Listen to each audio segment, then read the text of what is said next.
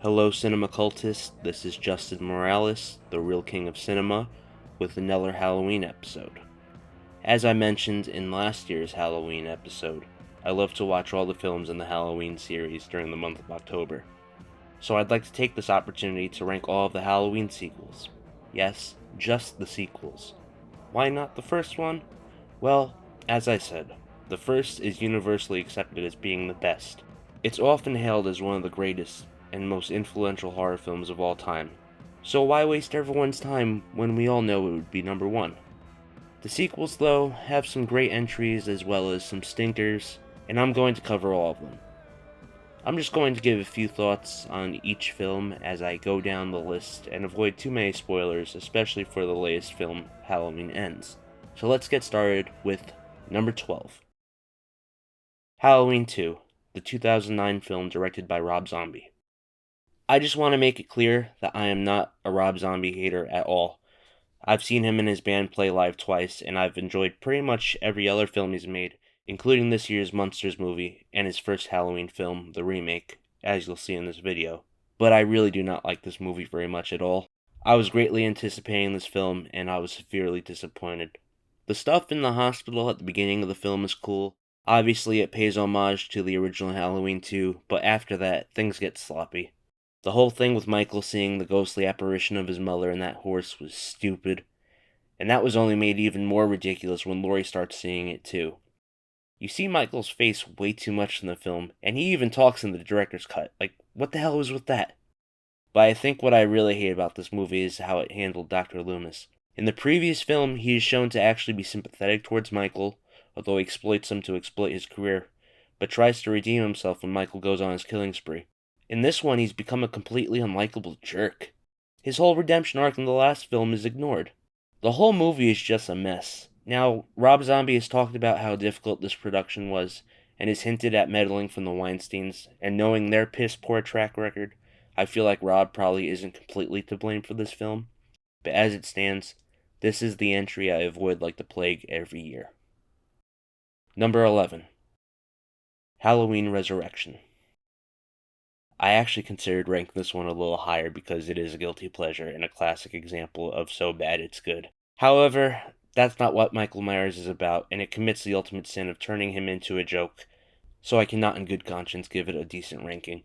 Starting off, it ruins what would have been a fitting conclusion to Michael and Laurie's story from the last film, H2O, H20, whatever the hell it's supposed to be called. Their final showdown at the beginning of this film is probably the only decent part. After that, it just gets silly. The whole reality TV story is really badly dated, and the new characters are unlikable and dumb. The one character I do like is Busta Rhymes as Freddy the producer. He's freaking hilarious. As I said, not a very good movie, but it sure as hell isn't boring. Number 10. Halloween Ends. This new film, which is still in theaters, has proven to be one of the most polarizing slasher sequels of all time, and honestly, I'm part of the camp that leans towards disliking it. It goes on this tangent for much of the film with this strange homage to Christine, which is actually enjoyable, but then it completely drops it in the last act. This could have been one of those sequels that made a bold choice by trying something different like Friday the 13th Part 5 that maybe we'd appreciate later, but they couldn't even stick to it for the whole film. This film is what Star Wars fans accuse The Last Jedi and Rise of Skywalker of being. Halloween Ends is a very disappointing and anticlimactic ending to the series, although I doubt it truly will be the last one. Number 9. Halloween H20 20 years later. Okay, now here is where I stopped disliking the films. It seems like it was one of those movies that people enjoyed when it came out, but reception has kind of soured over time. Even I would have ranked this film higher years ago, but I'm not so sure it holds up. Now, my understanding is that this film was rushed to cash in on the success of Scream. It certainly pales in comparison to the 2018 Halloween film as a return for a post-traumatic Laurie Strode, but I don't consider it a bad movie. Jamie Lee Curtis has certainly grown as an actress since the first two Halloween films. She gives a good performance, but I can't help but feel like her character is too high-functioning and successful for someone with an alcohol problem and living with trauma. Also, the revelation that Michael waits for his family members to turn 17 to come after them is ludicrous. Overall, though, this was a much more satisfying conclusion to the Michael Myers lore than Halloween Ends. Number 8. Halloween 5, The Revenge of Michael Myers. Halloween 5 is kind of like the Dave Matthews Bands of the franchise. It's not bad, but it's nobody's favorite. There's nothing really special about it, and chronologically, it all just starts to feel repetitive at this point. Danielle Harris gives another great performance in the film, and I really dig the homage to Bride of Frankenstein with the hermit bringing Michael into his home, but yeah, I probably have the least amount to say about this one. Number 7. Halloween, The Curse of Michael Myers. Now with this film, I'm specifically talking about the producer's cut, which existed only as a bootleg for several years. I barely remember the theatrical cut, but from what I do remember, it would rank lower on this list. But I really do enjoy this film. Sure, the plot is a bit convoluted, and despite over-explaining things, still manages to create new unanswered questions, but it's got a great atmosphere, and like Halloween 2 and 3 before it, attempts to tie the mythos of the series in with the ancient traditions of the holiday. This was Donald Pleasence's final film, and as always, he's great. This was also one of Paul Rudd's first movies. He gives a serviceable performance, but I think he's definitely more of a comedic actor, as we've seen with his success in Judd Apatow's films. Number 6. The 2007 Halloween remake, directed by Rob Zombie. I consider this film to be one of the better horror remakes. It's a faithful homage to the original, while also bringing in something new.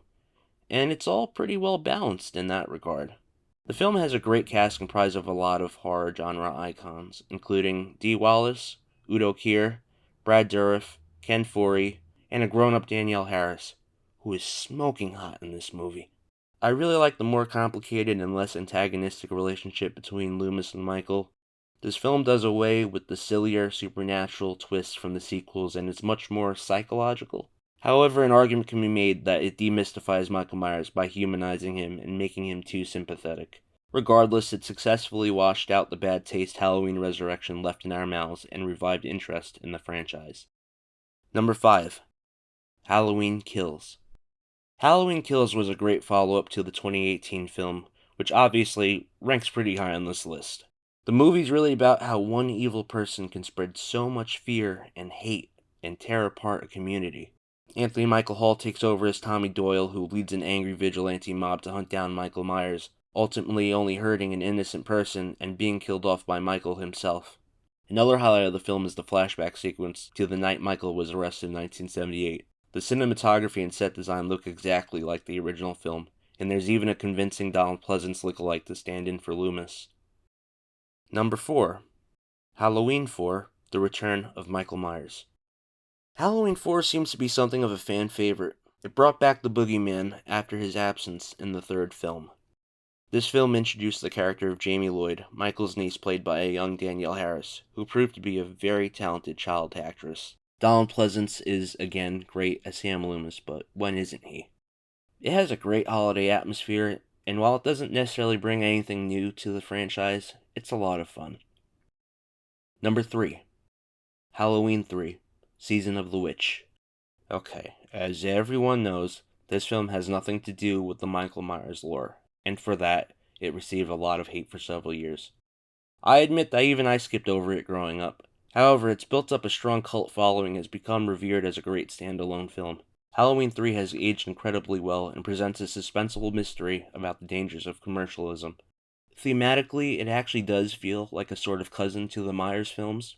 I'm sure it helps that it still had the involvement of many key figures from the original film, including director Tommy Lee Wallace, who was the production designer for the original film and creator of the famous Shape Mask, producers Deborah Hill and John Carpenter, and cinematographer Dean Cundey. This is such a great film and has become required viewing in October for me. Number 2. Halloween, the 2018 film. Okay, I really wish this movie would have gotten a different title. The working title was Halloween Returns, which would have been perfect. Fans usually refer to it as Halloween 2018 or H40. Regardless, this film is damn near perfect. This film made the bold choice to erase every sequel, including the original Halloween 2, from continuity, therefore doing away with the familial relationship between Laurie and Michael. This has removed having Michael go after a specific target and just killing people who stand in his way. Instead, he's trick-or-treating, going house to house killing people at random for no obvious reason. Mystery has been restored to the boogeyman. Jamie Lee Curtis returns as Laurie Strode, who this time is much more believable as a broken and pathetic person dealing with several emotional issues due to trauma. This film has a great new score from John Carpenter, his son Cody Carpenter, and Daniel Davies, and it's the best soundtrack in the series. Halloween 2018 would be the perfect sequel, and I'd rank it as number 1, but it's still a fairly new film. I don't want to speak too prematurely, and there's one big problem, which is nobody's fault, but it's missing former series star, the late Donald Pleasence. Even still, I absolutely love Halloween 2018. And now, drumroll please. Number 1. Halloween 2, the original, 1981. This film is an undisputed classic, and is one of the best slasher sequels. It's a direct continuation of The Night He Came Home in 1978. There's some great scares in this one, no doubt thanks to returning cinematographer Dean Cundey's iconic low-key lighting and John Carpenter's and Alan Howarth's creepy score. I feel like Dr. Loomis has a lot more to do in this one, compared to the first film where he spends much of the runtime waiting for Michael to pop up. This film also implies a connection between Michael's massacre and the historical origins of Halloween/Samhain, which of course is mispronounced in this series as Samhain. This film has stood the test of time, and after another 11 sequels, still stands up as the best. So, how would you rank the Halloween films? Let me know in the comments below, and be sure to like and subscribe. And